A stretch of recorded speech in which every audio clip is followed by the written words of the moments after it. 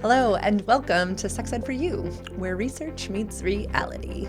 This is the podcast for people who want to date and have great sex that is safe, fun, and enjoyable. We desire to empower our listeners to make informed decisions that lead to values-based living. I am Lauren. I am a certified holistic sexuality educator and embodied intimacy and relationship coach, and the owner of Sex Ed for You. My name is Holland Bankston, and I am our Chief Culture and Content Coordinator. It was the last name that threw me. It was too. I never say my last name. I was like, whoa, and the pace the was rhythm off changed because I said my last name. Anyway, why did I do that? Welcome to today's episode. That intro will never be perfect. No. If you ever want to joy, just go back and listen to every intro. It's hilarious. Today we really wanted to talk about purity culture and sex, faith and sexuality, religious orthodoxy, the role of shame and sex. Some of our primary clients, that doesn't make any sense. Our primary clientele is folks who are coming out of what has been deemed purity culture, which is just this idea that sex is wrong and evil and our bodies should be saved for marriage and they belong to our spouse, and that pure is better. And that happens to be a lot of our clientele at Sex Ed for You because of my own personal story. And Holland has some experience with this too. And I am thrilled for that. I am very thankful that I worked myself out of the beliefs that I used to have about sexuality. And on every podcast here, we talk about values-based decisions. And when I personally was divorced inside of a religious sphere, I didn't know who I was as a being anymore because my entire identity had been really focused upon my sexual purity. There was no cheating or adultery inside of my marriage. My now happily gay husband did not have extramarital relations of any kind. I did not. We had been both virgins on our wedding night. And I didn't know who I was anymore then. So now if I'm a single person, but I have had sexual encounters, am I now a whore? And because I am who I am, which is a nerd, and because I had grown up inside of the Presbyterian religion, which is highly based on a deep theology, it wouldn't have felt right in my body to then just go do something different. So instead, I got to work to try to figure out what my values were then. And that's just who I am. It's annoying, but it's true. And I'm really glad that I did it that way because it led me to my eventual field of study. And now I get to, it is my deepest joy, walk with folks who have left their religion of childhood or who are still practicing a faith that is very serving to them, but they're like, something sounds off. Like, I think I should be able to have great sex and still be a person of faith in whatever religion. And I agree. And so I find that many of our clients have faith as a part of their story, some type of spirituality or religious orthodoxy or preaching that was given to them that was somehow detrimental. So I just had Holland watch a series of videos, 9 videos to be exact. And I want you to talk about them. I want you to talk about who we watched and kind of your initial take. Okay. We're going to link the whole playlist below. But yeah, this was one of my professors in school, and I can't believe that I had never shown these to Holland. I stumbled on them the other day. So I was like, we should watch these. So what did we watch? Tell us, give us like the initial, okay. I wish I'd filmed you while we were watching because Holland was like, yes. And like, yeah, okay. So anyway, what was it? Well, we watched 9 videos, very short videos, about 5 minutes each, by I think she does have a doctorate, but Dr. she calls Reverend herself Beverly Dale. So Rev Bev is what we're going to reference her as. Rev Bev. She created these videos that are surprisingly underviewed, like low views. They are some of the best faith-based sex education I have ever seen. I mean, it was phenomenal. It's by... What is that term? By and large, not like health-related sexual education. It is more so a faith-based approach to sex and sexuality, and that is such a nuanced and very sparsely spoken about topic. So it was just incredible to see someone in the church speaking on topics that to me seem normal now because I work in this field, but topics that are just glossed over in the church most times. For me specifically, when she brought up David and Bathsheba, which we'll get to later, that for me, I remember reading that as a kid. Did you ever read the Francine Rivers books, The Lineage of Grace? It was 5 different books. It was Tamar, Bathsheba. I always forget the other 3. Mary, Rahab, and then there was one more.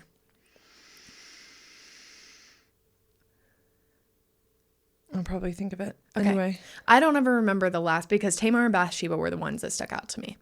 And both of their stories are inherently sexual. And I never heard anyone speaking about the importance of their stories. And it irked me, even as a child, because I was given these books and they were like, here you go. And they are meant as like fantastical retellings of biblical stories, but they are still biblical stories. And I remember reading them and vividly thinking like, why is no one talking about this? Like, we glorify David as if he is this perfect, incredible king. And then we'll just, at the very end of everything we've ever worshiped, we worship David, except we don't because, that's idols. But, all the words you're telling me are worshiping. Anyway, but then at the very end, they'll be like, oh, but he did a few bad things. It's like just good. But, he did a few things. We're all sinful. And it irked me. So watching Rev Bev speak about David and Bathsheba and truly like confront that this is not good. This is like a truly bad thing. I mean, he was a bad man. And so seeing those videos, seeing Rev Bev really speak into a topic that is needed wisdom, feminine wisdom, for eons. It was so healing. I was shocked by how clear and concise she was. She was not reading off a script. She just was so embodied in her wisdom. You can tell she has done research upon research, is well-versed in biblical backgrounds, in the context. You can tell she really has the heart of a true Christian. Kindness and love and just genuine desire for good. And I was aghast at how incredible this was. And I loved her use of research. She on the screen would have all of these Bible verses pop up as she's saying things. And it's just incredible to see. Sexuality is not something that is unspoken in the Bible. Sexuality is honestly a core part of the Bible and of the Christian story. And yet it is so often pushed aside in favor of the comfort of the general populace. And that is so disconcerting. And I love her ability to tie together all of these strings throughout the Bible and present a well-researched, not even argument, just facts. Just say, this is what the Bible tells us. And it was beautiful to watch. There you go. That's the podcast. No, just kidding. I would highly encourage you, audience member, if you come from a faith background and or you are still practicing a faith, to watch the videos we've linked below. Each one, again, as Helen said, they're pretty short, and you could watch them with a partner. Please share them with friends. These need to be seen more. They do. I was sitting here thinking, like, could we do some Instagram Live or a thing like where we watch them and then we have conversations or like Zooms or something? Because I was like, they're so good. I would just love to know everybody's thoughts, like one at a time, because they're only 5 minutes long. No, easy. Like it would be such a fun discussion thing sometime. One of my favorite things she says is God didn't create boxes. Humans create boxes because we're more comfortable with labels and certainty. And I love how she goes into how good the thoughts in your brain are, how good your body is, how good pleasure is. That, people who experience pleasure don't go out and do horrible things. Like, we don't want to spend all day. Like, we're created for community. Right. And it is so beautiful to watch her say all of these things that need to be said. And you're right. It's so succinct. She doesn't ramble. They are right to the point. Yeah. Why don't you share the first 3 titles? I'll share the next 3, and then you'll share the next 3. And yeah, because it'll be easier to read. So what are the first 3? Right. We've got positive sex, sexual happiness, and self-pleasure. Then we have non-marital sex, sexual diversity, and gender variation. And our final 3 are erotica, kink, and the very best sex. Kink might have been my favorite. Oh, it was by far my favorite. I don't want to give it away to everybody, but you got to watch that one. You just have to watch it to find out. She brought home so many of the principles of faith that are still so beautiful to me. That's just such as loving thy neighbor as thyself. Yes. It was comforting. The whole thing was. Yes. I was like, yeah, that's what a faith system should be at its core. Right. Is, how do we love someone more? She talked about these boxes that in scripture you'll see people try to put people in, right?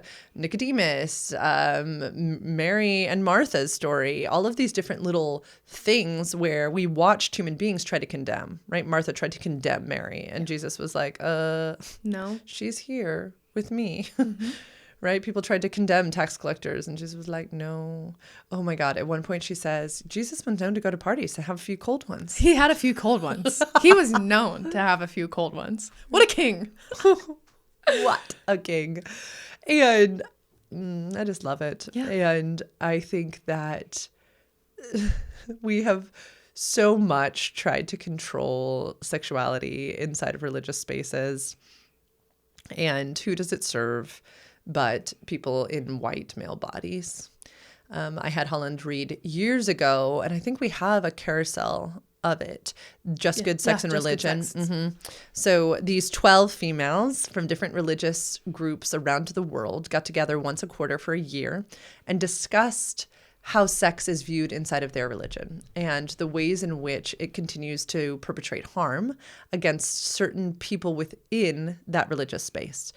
This was Islam, this was Judaism, this was Christianity, this was Catholicism. It was fascinating. And what they found in their cumulative research was that if sex continues to be pushed into the shadows and it is not discussed at board tables and kitchen tables and legislative chambers, we will continue to silence most often women, and most often women of color.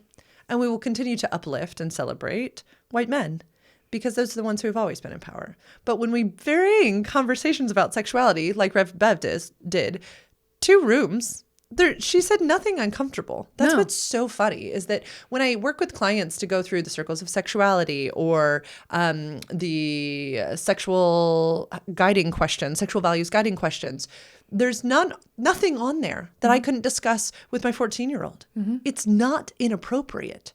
What's interesting is that this narrow definition of sex, which is genital part A goes into genital part B, that starts to get we could get very graphic. But the things that we actually need to know and should be discussing are not taboo. Shouldn't be. Pleasure, there's a whole one, the non-marital sex one I think is fascinating. She says that some people are ready to have sex, but they're not ready to be married. And what do you do with that? And she says, well, is this partner worthy of you? Yeah. I ask you, is this partner worthy of you? And then she gets into why you should know that. And that we have this map and we have our own bodies, but we need to know where, what does she say, the fences are? Where there's a boundary fence there, where it's not ready to be crossed yet. And that we need to know where the buried treasure lies. And then she kind of winks at the camera. It's great.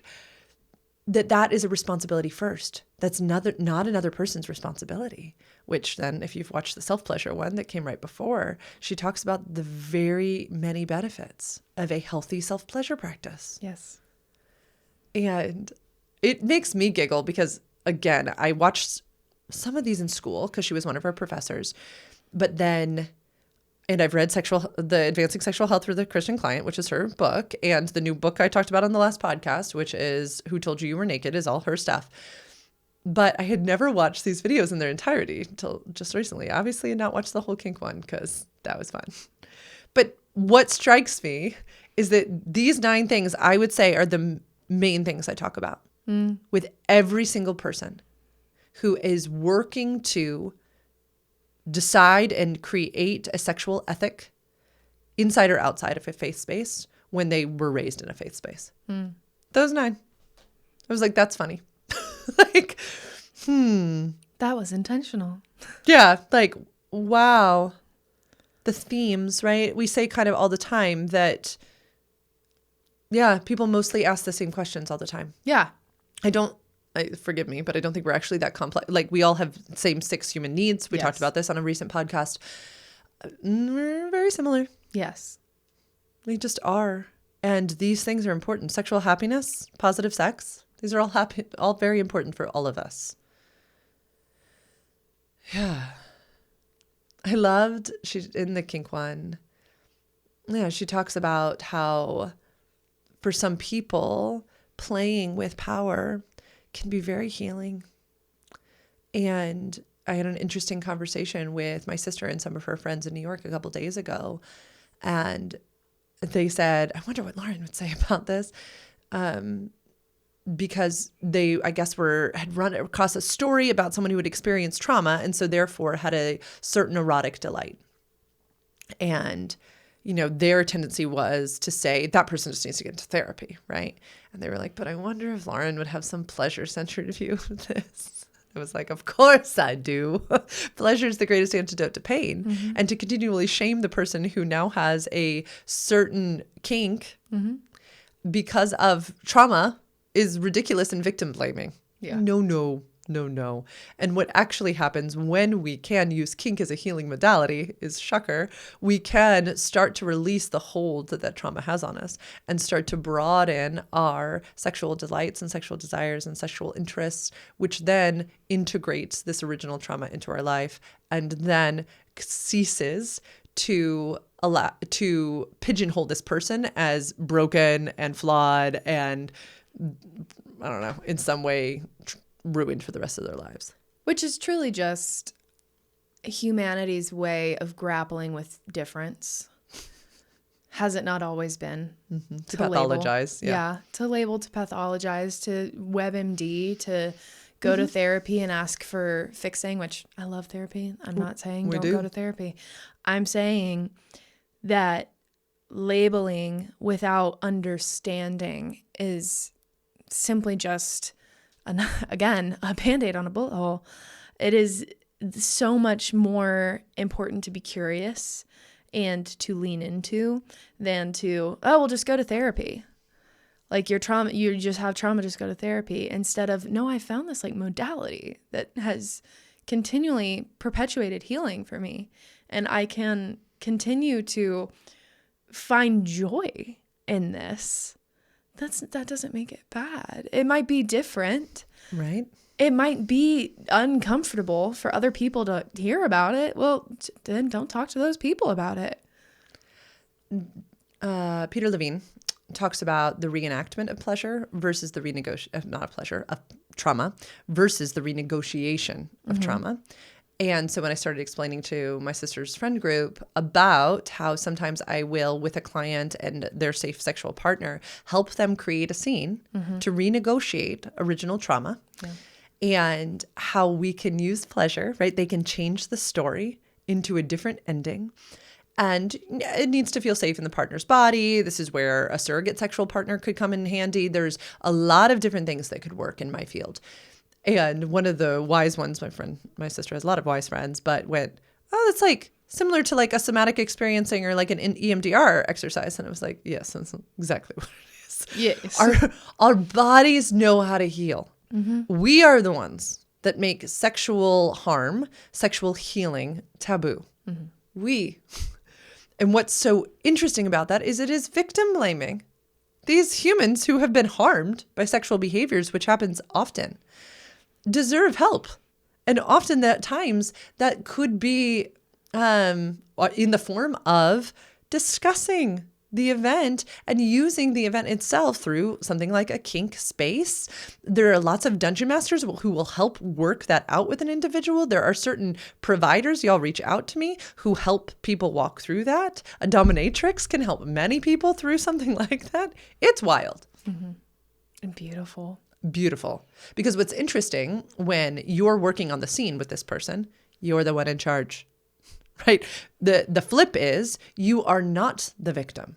You are the one in charge, and you get to change the ending or reenact the ending if that feels interesting to you and you would like to see how it feels now in your adult body. Mm-hmm.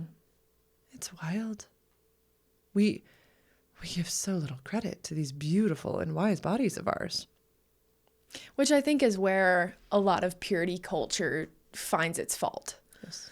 In inherently pushing the agenda that our bodies are inherently sinful, inherently the devil's, are not our own, are belonging to that of a spouse, there is just so much rhetoric around this idea that our bodies are not our own. And I think in that idea, we have perpetuated harm time and time again. Think about how that influences a young mind to be told that their body is not their own, that it belongs to their spouse. Okay, well then they hit 14, 15, 16, they get into early relationships. Young women are believing that their bodies belong to these young men who are not cognitively developed, who do not have the responsibility that, well, no one has the responsibility to own a body, but they don't even have to respect the limits of the other body. Yes. Yeah. They don't have a semblance of the idea of what it means to be participating in sexual activity. And then we have given these young women the idea that their bodies belong to their 15, 16-year-old boyfriends. And there is just follow it through. Like we say, follow it through. Think about these lessons that we are teaching young people, imbuing them with the idea that their body is not their own. And then you question why we have such issues with sexual assault, with teen pregnancy, with abuse within relationship, with domestic violence. Why do we have these issues? Maybe because we're teaching young people that their bodies are not their own, that their bodies are inherently sinful, that their bodies are demonized. Instead, if we lean into what Rev Bev teaches us, that you do know your body, that your body is yours. It is, if you are a Christian, it belongs to God, and God has given it to you as a gift, and it is to be enjoyed. It is to be filled with pleasure, because God feels pleasure when we feel pleasure. God feels enjoyment when we feel enjoyment. Not that this body belongs to a figurative future spouse, which, as Rev Bev so poignantly pointed out, is slavery. She just went right to the point. Oh, yeah. She was like, that idea?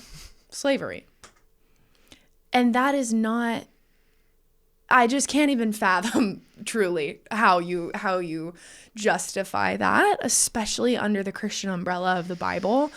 So all of these things, all of these little moving pieces of purity culture, that is the one that really I feel needs to be deconstructed.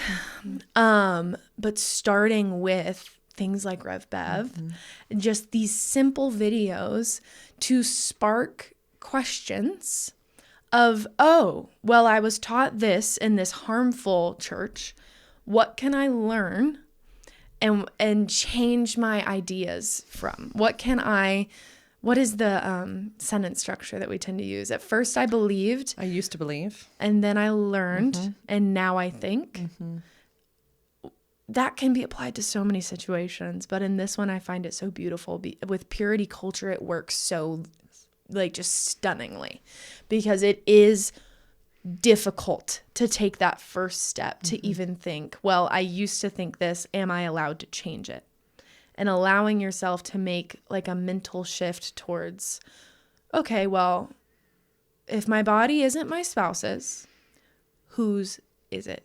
You don't even have to come yet to it is mine, because you may, go to it is God's and it is mine to use. But just allowing yourself that first step of it is not someone else's, it is, and stepping into change. This just made me think of, so let's take we'll go down a rabbit trail for a second. That whole my body belongs to is a question that I ask on some timeline work that I do with a lot of clients. And the reason originates from Rev Bev, but also from this idea of sexuality being rooted in ourselves. And with a lot of my clients, when we timeline and we hit like teenage prime individuation years, 14 to 21, I mean around 21, that question, my body belongs to, and when I do this with my clients, I ask them to kind of do a pretend exercise with me, go inside their body and be like, at this age, when this memory happened that Lauren's asking me about now, what would I have said then? Like I ask them not to think about it now, but what would they have said then? With my purity culture survivors, or my folks in faith system still, or my folks coming out of religious orthodoxy, 9 times out of 10, the answer to that question in prime sexual development years is, I don't know. Y'all, something that I am seeing a huge trend in with my current clients is that they got long-term partnered when they didn't know who their body belonged to. That's heavy. It's really heavy and really eye-opening. And my clients are presenting for wildly different issues into care. But most of it is sexual dissatisfaction, sexual dysfunction, lack of desire, lack of orgasm, lack of pleasure. And then when we get to that prompt over and over again, somebody recently, shout out if you hear this, was like, Lauren, this is making me almost want to get up and leave. Because I am so frustrated that at this age, and this age, and this age, and then into my marriage, I didn't know. In our work, for someone who's working with me privately, it's so beautiful because then we get to begin the work to fill in those blanks, to go back in time. And I was just recently listening to another like crazy physicist, because me, who was talking about that the indigenous tribes have been right all along, that time is not linear, and that when we do this work, what we do, wild y'all, and this is science, is we literally heal a moment on our timeline. And that changes the trajectory of our lives because we're no longer on the same timeline. Right. He was explaining that it literally bumps you off. You can no longer choose the same things. You can no longer unknow. Oh, wow. Yeah. And that is so, I can speak to that. That is true. Isn't that wild? You can't unknow. You literally go back in time. You fill in this box of an unknown. Yeah. Because you learned something. It literally is going to bring me to tears. I have goosebumps all over my body. When I heard it, I was like, fuck yes. Yeah. That's why that research that I reference sometimes that they did somewhere in the UK and like New Zealand, not in New Zealand, it's not in the UK, in like a tiny little space, Norway. And they looked at all of these folks in their 60s and 70s who were living all kinds of different lives. Sometimes some of them had been partnered in a heteronormative relationship for forever. Some were these gay men who went to the pub once a month. Some were lesbians who were domestic partnered but had never gotten married. It didn't matter. They asked them one question, which was, how do you feel about your sexual values? Which this ties back to our original things that we were talking about. If they said, great, fine, then they said, why? If they said, not great, they kind of just left it alone. The folks who said great, when they answered the question, why? Folks said, at this age, and everybody was kind of different, I did some work on my inherited sexual beliefs. And why I think the way I do, and what I think the way I do, and how does it different from my parents? How does it different from my church or my community? And I came to peace with what I wanted to do and who I was. And now I live my life that I want to lead. And this one man was like, yeah, once or twice a month, I go to the pub and I make out with a very cute boy and then I go home. Like, it wasn't, I need to be performing in a certain way. I need to look a certain way as this oriented person. No. And so then I heard this physicist talk about how we literally change our lives. Yeah. And I told this recent client that we're going to change her timeline forever through this work, because that's a gap. Mm-hmm. That is a big question mark in the mind of my body belongs to, I don't know. Well, then, my loves, if we don't know, how on earth are we supposed to start to begin to take ownership of our own pleasure, of our own desires, our wants? How on earth are we supposed to, as Betty Dodson says, the first principle of pleasure is the freedom of personal choice. How on earth are we supposed to say no to what we don't want? Just blows my mind. I think, oh God, wow. Yeah, It's like, why do you think it's hitting you? Because I can point to so clearly, like, the times that I went back in time. Yes. And healed. I mean, I was harmed deeply at the age of 15. And it set me on a trajectory that when I look back at it now, at the ages of me from probably 16 to 19, I don't like the human that I was. Mm-hmm. When I read my journal, it was full of tumultuous, just self-hatred. And just, I was a human that I didn't recognize as a direct result of just months of harm. And then when I finally sat down and healed it with the help of a very loving person, my whole life changed. And I became the person that I am today. And I love myself. And I've been able to do so much good in the world and in my life. And I'm proud of who I am today.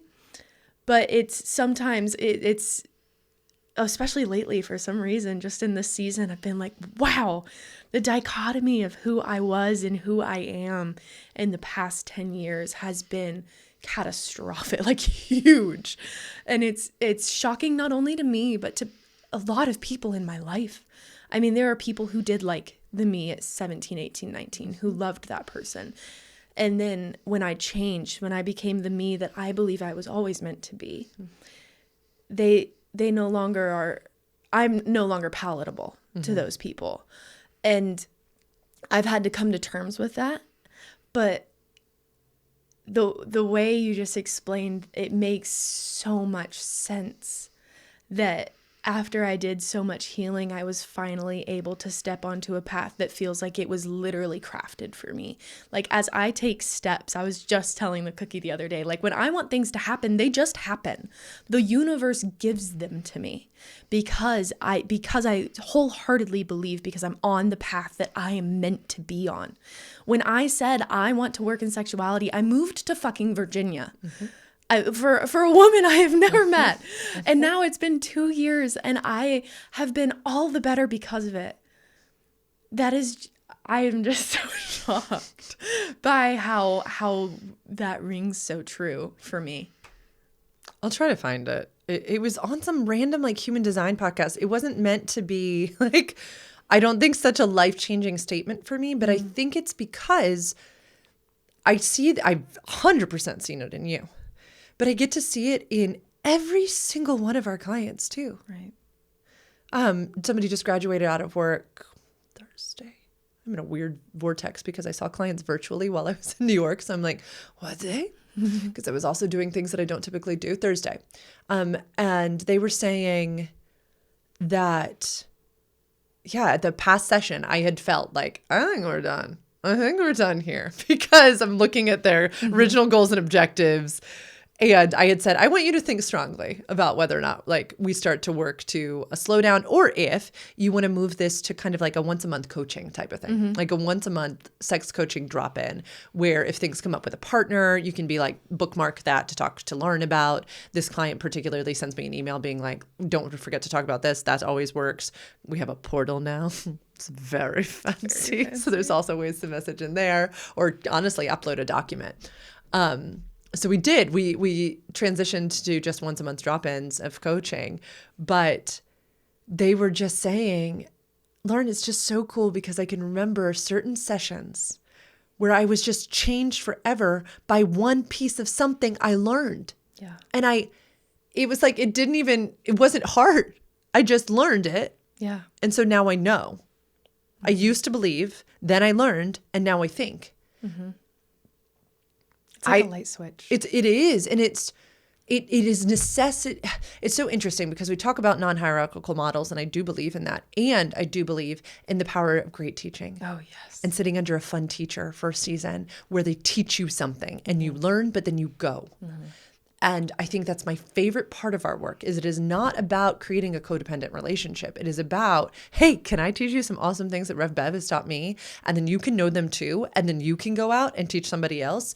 That it is not that we don't take mutual joy in learning new things. That's great. But when you were talking, I was thinking of like, literally I rode on trains. So maybe this is why I'm thinking this. It like bumps you to a different track. Mm-hmm. Like you literally can't go in the same direction anymore. Yeah. And I do think that can be alarming to people who are in our circles. Oh, it's very alarming. Yeah. It was alarming to me. But weren't you on that track? Yeah. Right? And in attachment theory work and in Jungian theory and depth psychology, they'll talk about this too, is that as we individuate, as we learn more of ourselves and decide who we want to be, it can be very alarming when we are no longer codependent on systems and people. Mm-hmm. And I was thinking about trauma specifically, those who have endured harm through traumatic actions, right, from another, we are making decisions based upon how that trauma impacted us. Mm-hmm.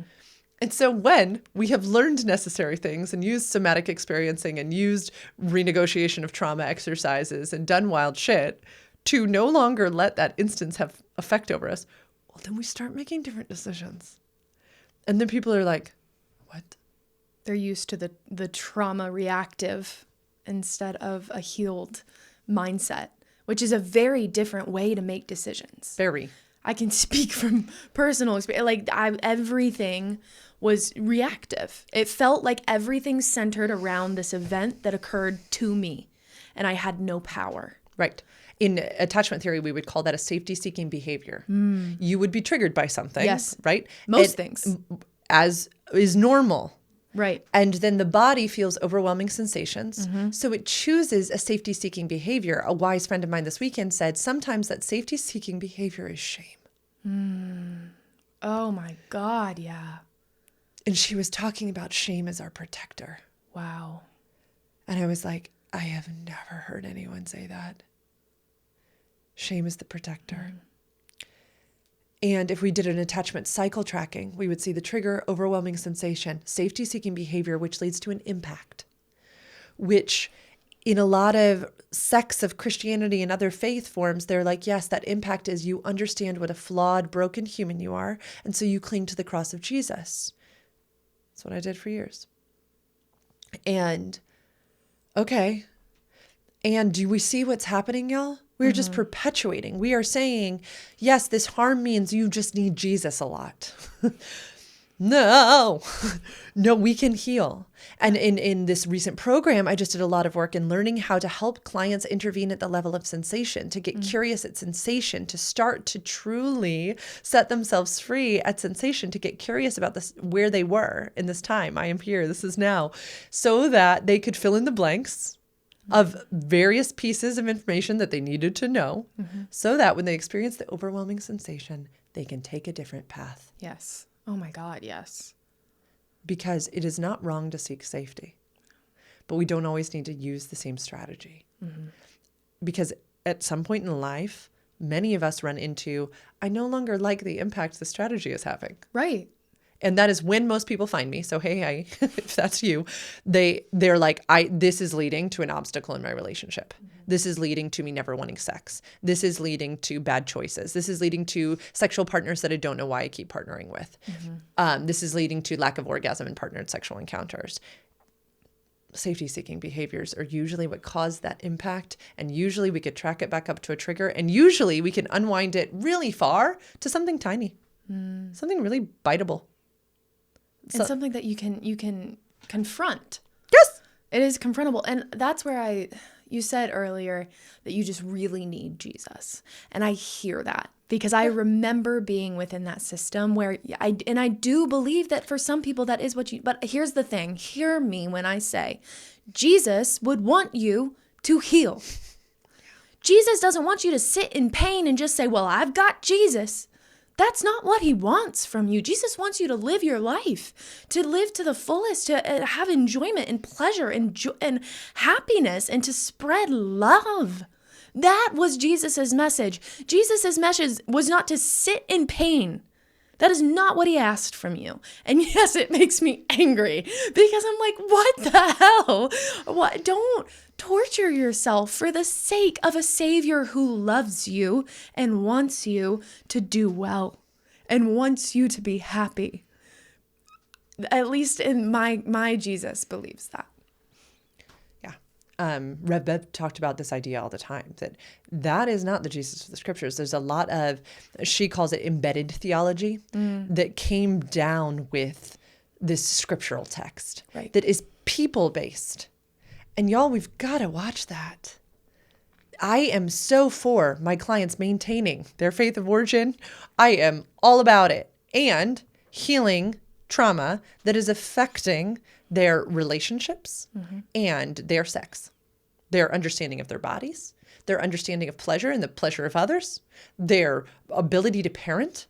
The amount of clients who say, oh my goodness, this is going to change the way we raise our kids. And I'm like, you think? Yeah. Right. Especially when it's things like circles of sexuality. Yes. Like, this is not so important. Nasty stuff. This is beautiful stuff.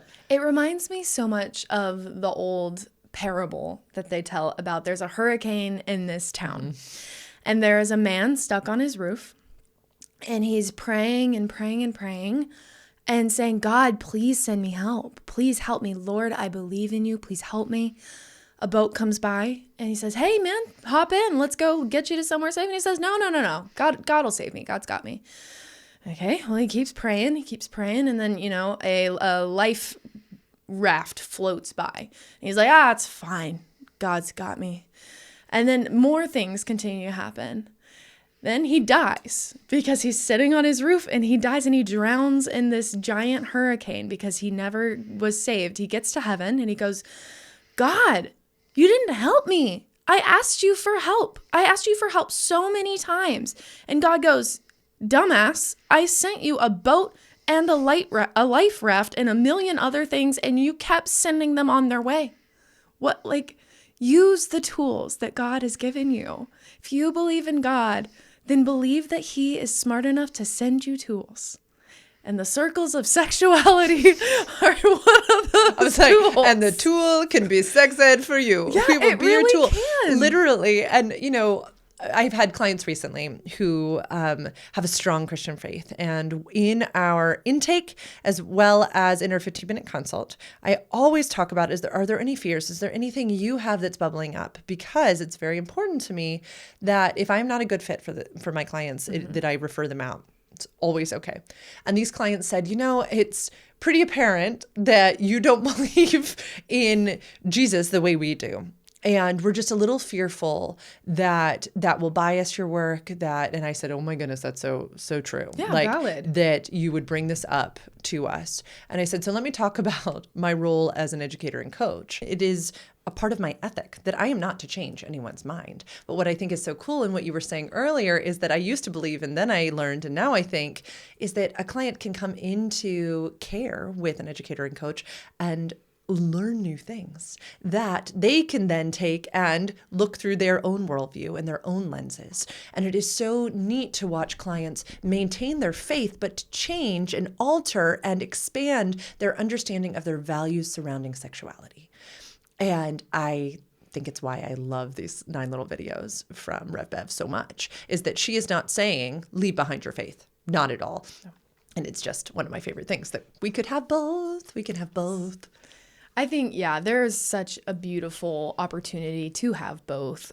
Just because our stories have led us in different directions does not mean that we want the same for our clients, for our friends, for any relationships within our lives. I think faith can be so beautiful. And we say that, I almost feel like I'm beating a horse, like a dead horse with a stick at this point. Like, I genuinely think faith can be beautiful.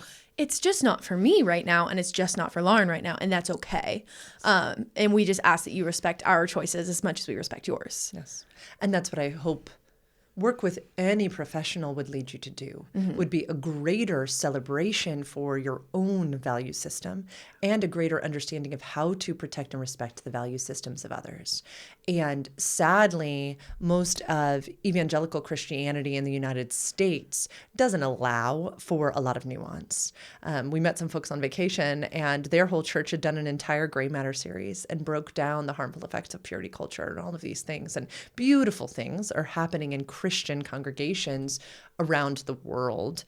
And I'm just proud of my clients who seek me out and are interested in expanding, are interested in looking at different theological elements of this. And I tell every client I love getting nerdy with them on these types of things. And we'll look at it all. And my hope would be that you leave work with Sex Ed for You feeling not that I've changed your mind, but that you are more assured in your beliefs about all things sexuality than you ever were before. Right. We want to equip you with knowledge and with information and, sage wisdom, sure. Yeah. But when it's asked for, the primary directive of Sex Ed for You is to bring you information and knowledge and let you make decisions based on your values, because our values are different. And so that is what our goal is to just equip you with these things, and then equip you also with the tools to make educated decisions. And it's really beautiful for us to watch that. Yes. It's so stunning. That should not stop when your work with anyone stops. Right? You should be more equipped to be a seeker and to be a questioner and to be a learner after you've finished work with someone. And that's always my favorite too, is that my clients leave so well resourced. Yeah. And I love what you were saying about, it's not our job to change someone's mind. No, that's why we start with an intake and a needs assessment. That is why a client sets their own goals and objectives, because it's not mine. It's not mine to tell someone what to think or how to think. It's mine to hopefully provide some tools and some different vantage points and some different opinions, and for them to get to chew on what they like and to leave the rest. And it's amazing. It's amazing. But y'all, please click the links below to watch the Sex is Good videos by Rev Bev, and let us know if you have thoughts and feedback. And because it was great to watch Holland's face. So I promise you, if Holland loved them that much, you're going to love them too. There is an element of old-fashionedness about them, and I love it. They are not glossy, they're not fancy, but they are so succinct and so clear. And we need more education like that. We do. We do. Yeah. Thanks for coming to this episode of Sex Ed for You, where research meets reality. If you have more questions after this episode, and you're like, golly day, Lauren talked a ton about her work with individuals and partners and follicles, go to sexedforyou.com/free consult. I would love to get to know you and fill out that form, Holland to look it over. If it sounds like we'd be a good fit, she'll put you through. If not, you'll get told that we're not a great fit and maybe a reference to another colleague of mine. Where else can they find us? You can find us on Instagram at sex_ed_for_you. You can always email me at admin@sexedforyou.com, or you can find us on Facebook at Sex Ed for You with the 3 as the E in the sex. Our website is sexedforyou.com. Please sign up for emails. We send all sorts of fun things there. If you're interested in starting this work, but kind of just dipping your toe in, I would really suggest going to our free download section of the website. It's just under the shop, and then there's a free download section. There's tons of great worksheets that you can start with there. You can start with your values, and that's the best place to begin. It really is. Have a great rest of your day. Bye-bye. Bye.